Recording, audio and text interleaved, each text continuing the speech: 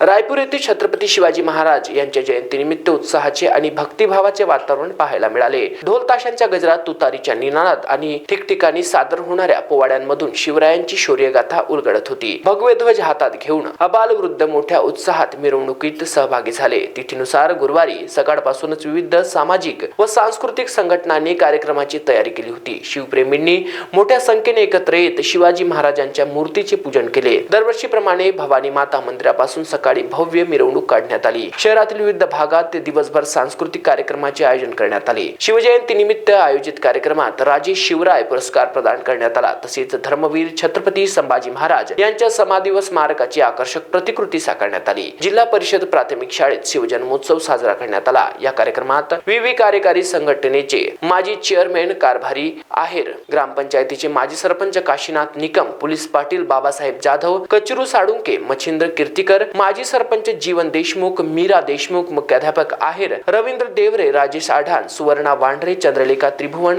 वंदना हिवरडे, वाहुलाबाई गायके, जयश्री पाटील आदी मान्यवर उपस्थित होते। संपूर्ण शहरात उत्साह आणि आदर आणि अभिमानाच्या वातावरणात शिवजयंती साजरी करण्यात आली।